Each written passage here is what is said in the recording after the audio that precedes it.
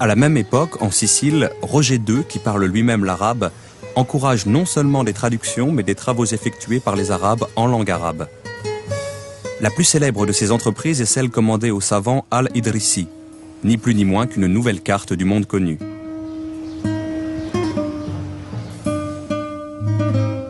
Le roi de Sicile, Roger II, qui commence à régner personnellement en 1120 et qui meurt en 1154, fait un programme de traduction et un programme d'études au palais que réalisera pleinement son fils Guillaume Ier.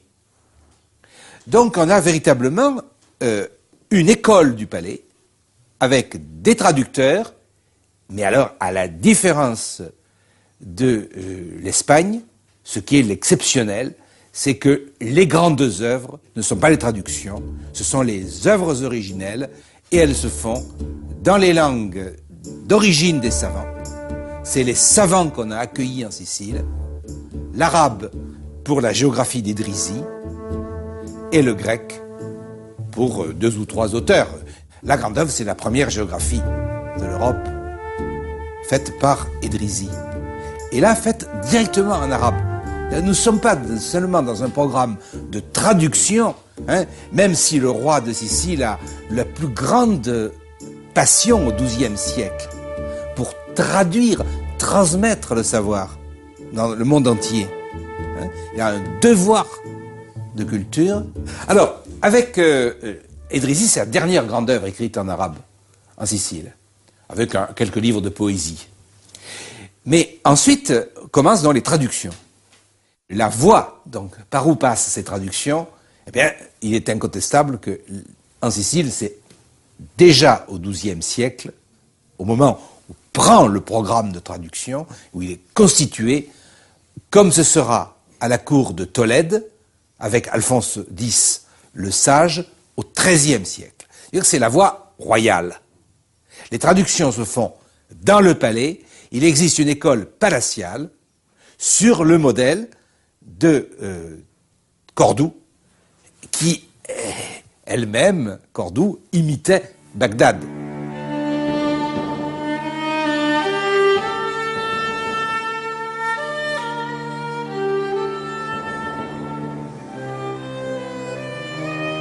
À la fin du XIIe siècle, d'importants événements se produisent en Orient.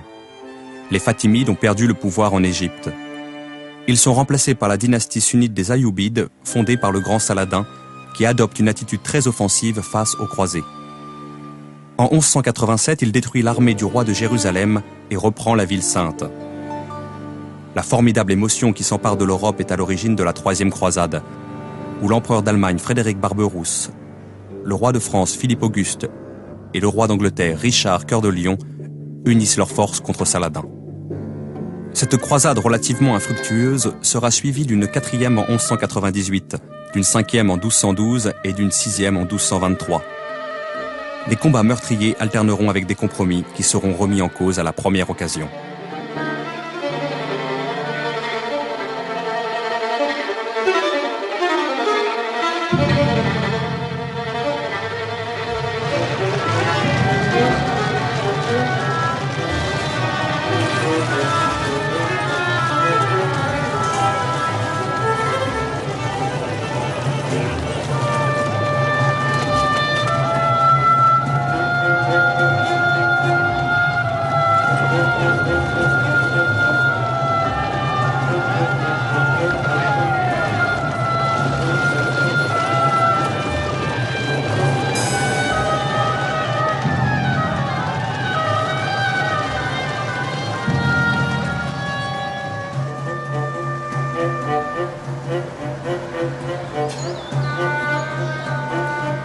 Cependant, en Espagne, après l'effacement des Almohades, les princes catholiques sont prêts à une grande offensive contre l'islam.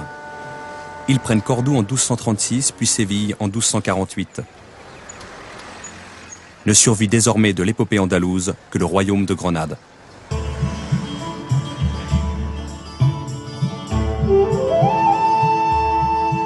Alphonse X, roi de Castille et du Léon, saisit l'occasion historique qui se présente à lui. Les territoires qu'il vient de conquérir sont encore profondément arabisés. Il décide de faire entreprendre une vaste appropriation du patrimoine légué à l'Espagne par la culture arabe, et ce non plus en latin mais en langue castillane.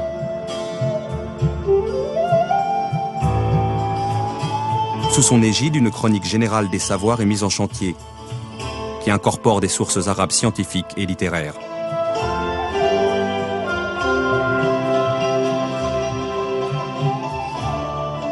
Ce XIIIe siècle est celui où l'Europe, dans sa quête de savoir, se dote de ses premières universités. C'est là que doit être formée une élite de théologiens.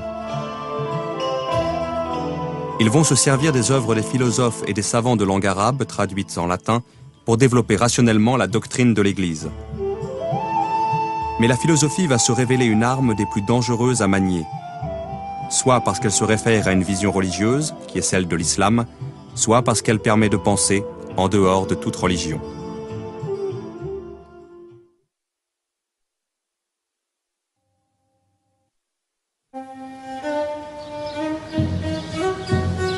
Étrange destin que celui de la philosophie arabe. Au moment où elle commence à irriguer une nouvelle pensée au sein des universités européennes, elle cesse d'être pratiquée en terre d'islam.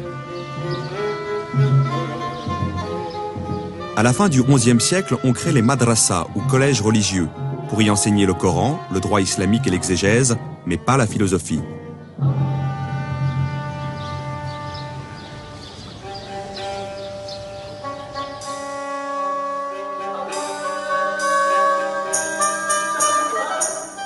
Cette décision est prise par les Turcs seldjoukides, mercenaires jadis engagés par les califes abbassides pour maintenir l'ordre et qui ont fini par s'emparer eux-mêmes du pouvoir.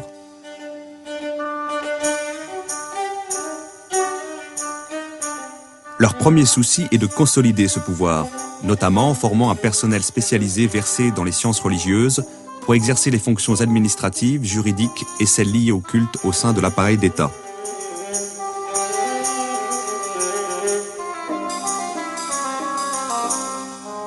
L'enseignement dispensé dans les madrasas est destiné à servir cette politique. Il vise à instruire des juges, des prédicateurs, des secrétaires, non à encourager des débats sans fin. Le savoir religieux est désormais considéré comme clos, et les oulémas sont surtout appelés à apprendre et à transmettre fidèlement la tradition reçue. Certains éléments de mathématiques ou d'astronomie à vocation utilitaire pourront quand même y être enseignés. Les noms d'Al-Kindi, d'Al-Farabi ou d'Avicenne ne résonnent pas entre les murs des madrasas de Bagdad ou d'Ispahan, où par contre on entend beaucoup le nom de l'imam Al-Ghazali, qui vient de publier son célèbre ouvrage intitulé « Incohérence des philosophes ». La philosophie se repliera au XIIe siècle en Andalousie sous le règne des Almohades, la deuxième dynastie de guerriers berbères venus du Maroc pour protéger l'islam en Espagne. C'est là qu'Averroès publiera sa tout aussi célèbre réponse à l'imam Al-Ghazali, intitulée « Incohérence de l'incohérence ». Mais avec l'affaiblissement des Almohades qui s'amorce dès la fin du XIIe siècle, l'activité philosophique ne trouvera plus de soutien politique en Andalousie. Elle survivra quelque peu à Marrakech, à Fès ou au Caire, puis elle disparaîtra du paysage politique. Après la défaite de Las Nevas de Tolosa, où les Almohades perdent la bataille qu'il ne fallait pas perdre contre les chrétiens, on peut dire que la Reconquista est virtuellement achevée. Le sud de l'Europe, et notamment la péninsule ibérique, redevient chrétien. Bon, il reste le royaume de Grenade, mais les musulmans ont d'une certaine manière tout perdu. Ils ont perdu la prééminence politique et ils perdent ce qui là était assez imprévisible, du même coup, tout un pan de leur culture. Pourquoi est-ce que partout il y a cette constante, ce recul, ce retrait de la philosophie? Alors je crois qu'on peut donner deux explications. La première, c'est que le monde musulman a des universités, mais des universités religieuses. Du coup, certes, on enseigne quelques rudiments de savoir dits extérieurs, c'est le nom des sciences non musulmanes, nécessaires à la théologie et aux sciences religieuses d'une manière générale. Mais c'est un savoir qui se sclérose très vite. Les musulmans avaient donné une grande leçon à l'humanité avec la maison de la sagesse. en faisant traduire, en traduisant quasiment tout l'héritage humain disponible à l'époque. L'Occident latin traduit des ouvrages arabes, les musulmans ne traduisent pas d'ouvrages latins. Ils restent dans une ignorance tout à fait étonnante de ce développement parallèle qui se fait quasiment à leur porte, de l'autre côté de la Méditerranée. Les musulmans, à un moment, ont eu trop de sources à leur disposition et je crois qu'ils n'ont pas eu la volonté de se renouveler parce que le pouvoir, les institutions politiques ne l'ont pas permis, qu'un certain renfermement religieux ne l'a pas permis. L'université européenne va remplir une toute autre fonction historique que la madrasa islamique.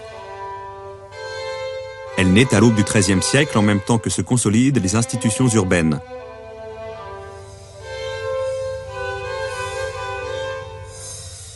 C'est une communauté qui se régit elle-même comme une corporation de métiers, où le recteur, le doyen, le chancelier sont élus et les maîtres choisis par leurs pairs.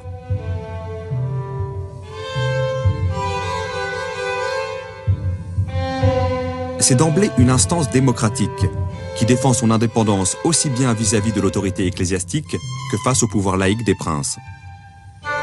Elle bénéficiera souvent pour cela du soutien des papes, désireux d'assurer leur propre autorité au détriment de celle des évêques et des seigneurs locaux. De plus en plus, l'université interviendra dans les débats politiques de la cité, où s'affirme l'influence croissante de la bourgeoisie.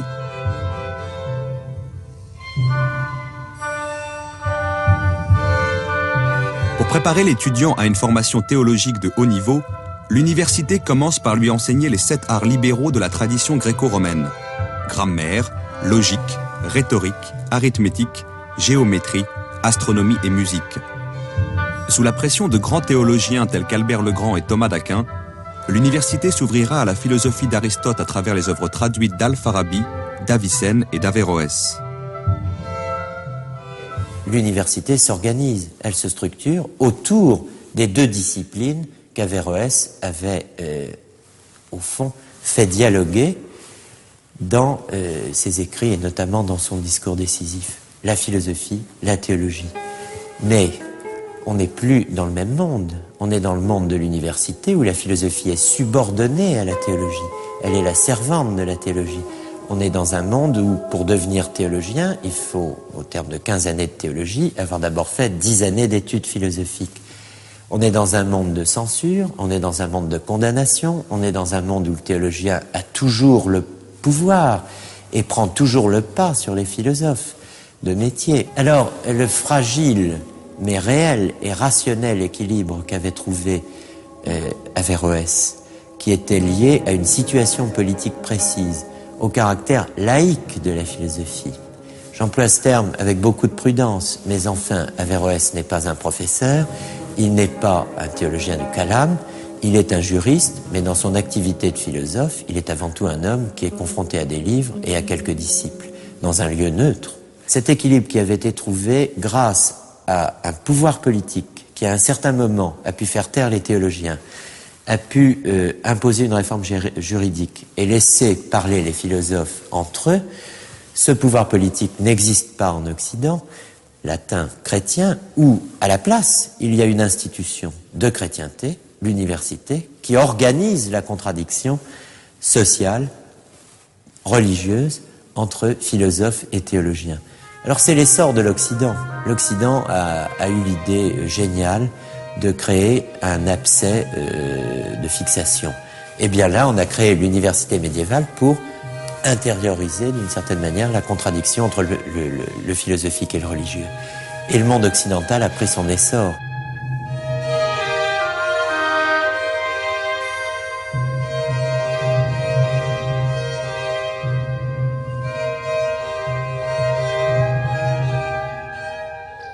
Mais l'université aura de plus en plus de mal à contenir les contradictions qu'elle déchaîne.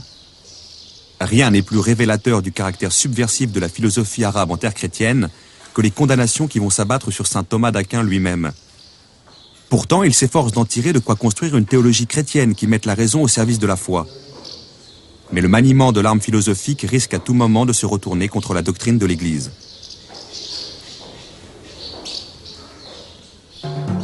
De fait, dès la deuxième moitié du XIIIe siècle, les universités européennes sont ébranlées par une nouvelle littérature se réclamant explicitement des philosophes de langue arabe.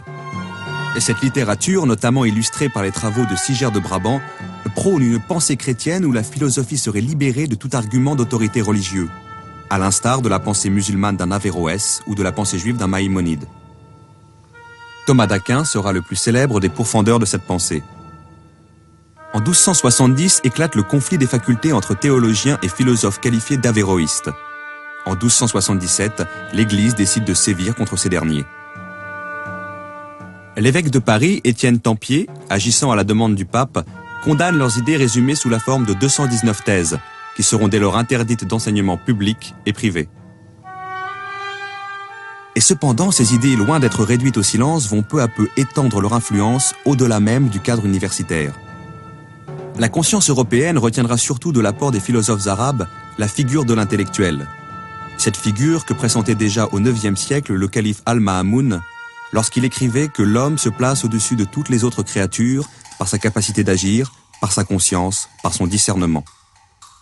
Dans un univers où tout est commandé par la volonté de Dieu, les philosophes arabes accordent à l'intellectuel une place unique. Ils lui reconnaissent le pouvoir d'accéder par lui-même à la connaissance des lois de la nature, en se fondant sur l'expérience de ses sens éclairés par sa raison.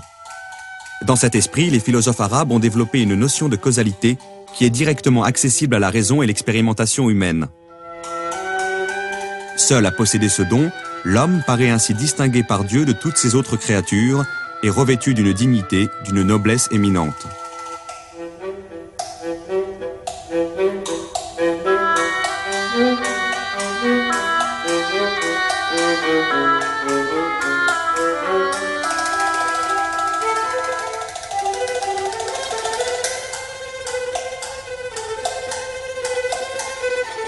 C'est par cette notion de noblesse de l'homme que la pensée des philosophes arabes a le plus fortement marqué les esprits. D'Albert le Grand et Dante à Pic de la Mirandole, elle éclaire les parcours qui conduiront peu à peu jusqu'à l'humanisme de la Renaissance.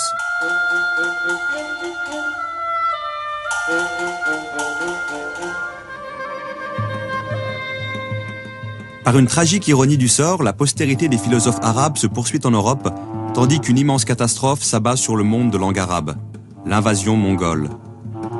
Au milieu du XIIIe siècle, la Perse puis l'Irak tombent aux mains de Houlagou, fils de Gengis Khan. Bagdad est prise, mise à sac et détruite en 1258. Alep et Damas suivent. Seule l'Égypte tiendra sous le choc. La langue arabe, qui aura été pendant 4 siècles des rivages du Portugal à ceux de la Chine, la grande langue des savoirs, de la culture et du prestige, se réduit aux dimensions d'une langue régionale. Elle n'est presque plus parlée en Europe, et à l'est de l'Euphrate, elle est remplacée par le persan et le turc.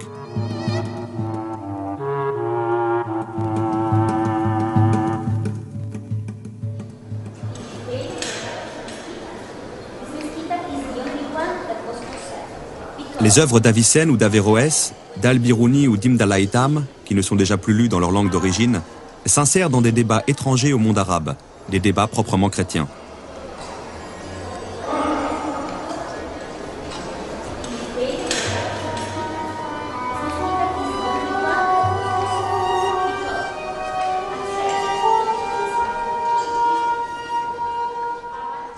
Dans les grandes villes européennes, les lettrés qui s'imprègnent de ces œuvres s'appuient sur des forces sociales montantes. Les bourgeois et les artisans, dont le rôle ne cesse de croître, s'organisent pour contester les pouvoirs des seigneurs et des évêques.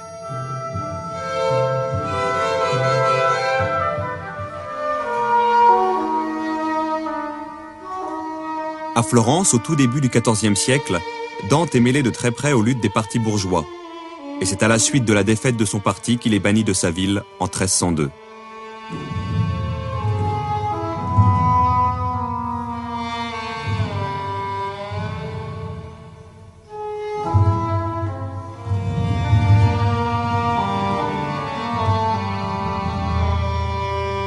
C'est en exil qu'il composera sa Divine Comédie, épopée cosmique qui est aussi un hymne à l'amour, où le savoir philosophique conduit finalement à la vérité de Dieu. On y retrouve, à 5 siècles de distance, la même foi qu'un Al-Ma'amoun, dans la capacité de l'homme à atteindre et le savoir et la sagesse. Dans le panthéon de Dante, les philosophes arabes occupent une place éminente. Ils font intégralement partie de la grande famille philosophique réunie autour d'Aristote.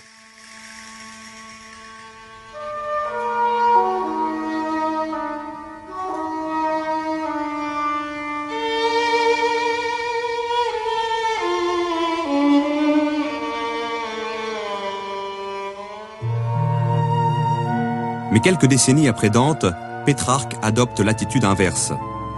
Il voudrait, lui, oublier au plus vite le rôle des Arabes dans l'histoire de la pensée universelle.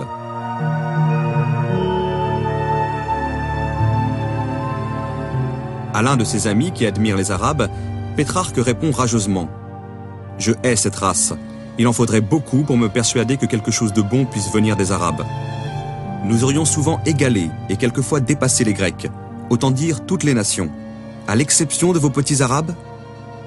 Ô déshonorante exception !»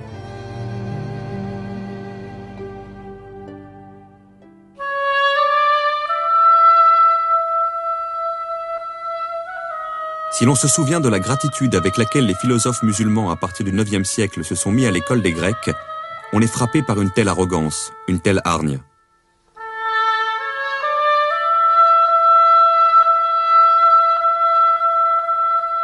Si Pétrarque hait les Arabes, c'est d'abord parce qu'ils portent atteinte à l'autorité du christianisme, détournant les chrétiens d'une foi exclusive. Mais c'est aussi parce que les Arabes font écran entre les peuples européens et leurs racines grecques. Pétrarque veut extirper de l'histoire européenne toute présence arabe, pour permettre à l'Italie de retrouver non seulement le Christ, mais la Grèce antique.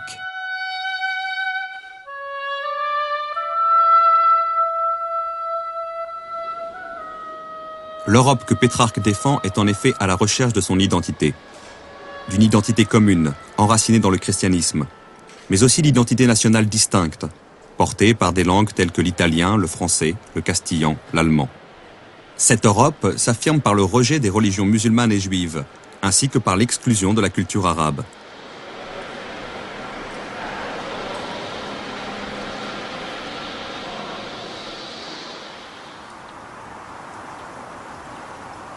Il y aura certes quelques grandes voix pour rappeler la dette intellectuelle que l'Occident a contractée vis-à-vis des Arabes. Pic de la Mirandole, apôtre de l'humanisme, la résume dans son discours sur la dignité de l'homme. « J'ai lu dans les livres des Arabes qu'on ne peut rien voir de plus admirable dans le monde que l'homme. » Mais ces voix se font de plus en plus rares.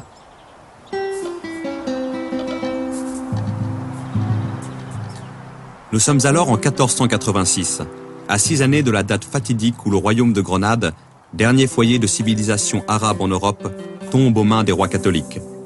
Alors l'Europe peut tout à la fois oublier la langue arabe et expulser les derniers Arabes de son territoire.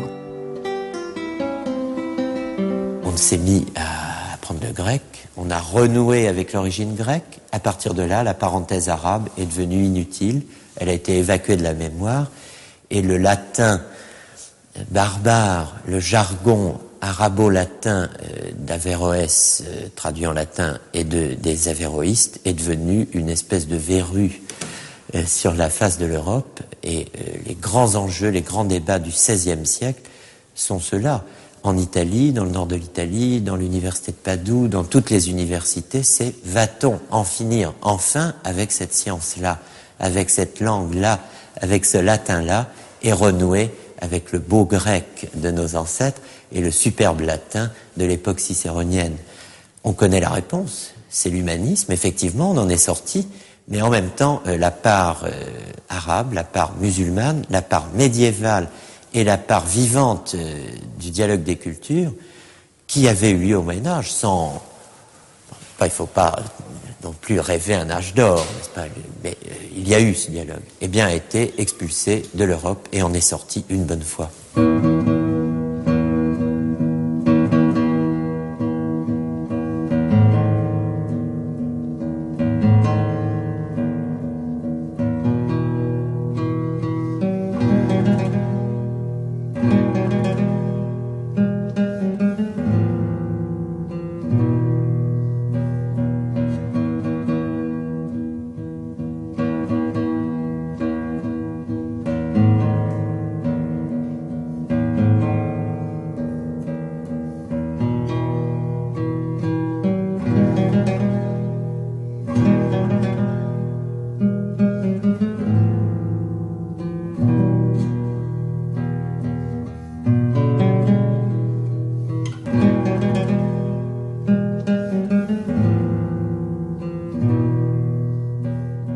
Une romancière égyptienne imagine la vie quotidienne des Arabes dans Grenade après sa chute.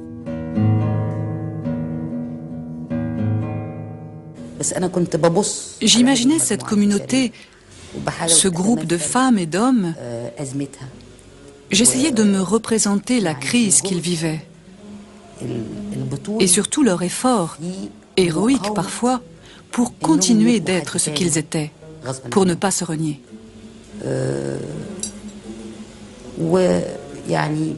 Je me suis retrouvée en train d'écrire sur Abou Jafar, El Warak, le libraire, et de m'attarder sur l'autodafé qui a eu lieu à Bab el-Ramel, la porte des sables. Je me suis retrouvée également en train d'écrire sur un personnage féminin, Salima. Elle brûlait du désir d'apprendre, ce qu'elle aurait pu faire si elle avait vécu en d'autres temps ou d'autres lieux, à Damas ou au Caire par exemple. Oui, elle aurait pu apprendre, bien qu'elle fût une femme. Mais à Grenade, après la chute, ce n'était plus pensable. Le simple fait de posséder un livre arabe vous exposait à être traduit devant les tribunaux de l'Inquisition. Parler en arabe vous faisait courir le même risque. C'était une époque ingrate, cruelle, qui mettait Salima dans l'impossibilité de réaliser son projet, de devenir elle-même. En 1499, Cisneros donne l'alternative suivante: le baptême ou la mort. Et c'est un choix libre. Personne ne peut contester le fait que selon le droit canon, ce choix est parfaitement libre. On peut toujours choisir la mort. Il est bien évident que la majorité des futurs ex-musulmans choisiront le baptême.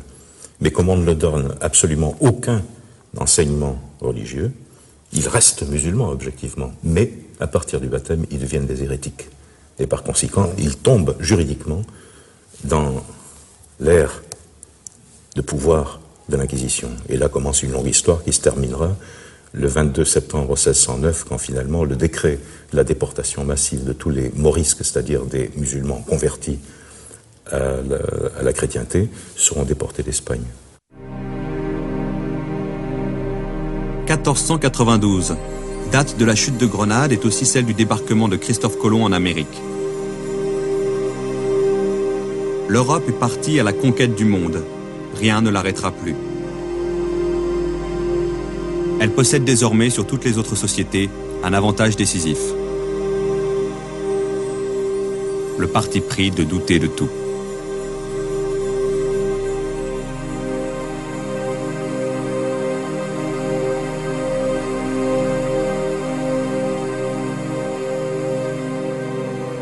La préparation, le tournage et le montage de cette série ont duré 2 ans. 2 ans. 2 ans que nous avons vécu dans l'intimité quotidienne d'Al-Ma'moun, d'Al-Khwarizmi, d'Avicenne, d'Averroès. Pouvions-nous sortir indemnes d'une telle traversée? Pouvions-nous congédier ces fantômes sans un pincement de cœur? Du règne d'Al-Ma'moun au début du IXe siècle jusqu'au règne de Yaqub el-Mansour à la fin du XIIe, la liberté de penser aura connu dans le monde arabe un moment clé de son aventure universelle. Pourquoi cette aventure s'est-elle arrêtée un jour chez les Arabes? Pourquoi s'est-elle prolongée chez les Européens? À une question aussi globale, l'historien n'a pas de réponse simple. L'événement naît de la conjonction de facteurs multiples dont le dénouement n'était pas écrit d'avance. Après coup, on peut mettre en avant l'un de ces facteurs, mais sachant qu'à lui seul, il n'explique rien. Dans le monde parlant arabe, la liberté philosophique a été voulue, financée, protégée par les princes. Elle répondait à un besoin, au besoin qu'ils avaient de comprendre le monde, pour bien gouverner un empire qui englobait de multiples ethnies, qui embrassait des cultures raffinées. Lorsque les divisions dynastiques et les revers militaires aidant, les princes ont cessé de nourrir cette ambition, les philosophes n'ont plus trouvé de soutien dans la société. En Europe, par contre, lorsque la liberté de penser a été confrontée à la formidable pression des inquisiteurs, elle a su s'affranchir de la tutelle des évêques et des seigneurs. Elle a quitté les palais de la noblesse parce qu'elle a trouvé dans la rue des forces sociales nouvelles qui allaient la soutenir et la porter en avant.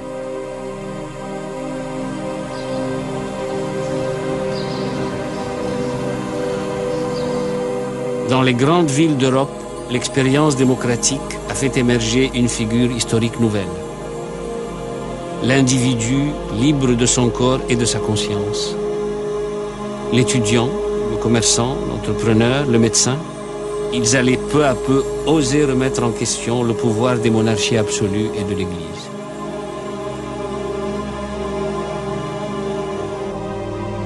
La liberté a gagné son pari en Europe lorsqu'elle a incarné l'espérance de cet individu qui n'avait rien à perdre et un monde à gagner.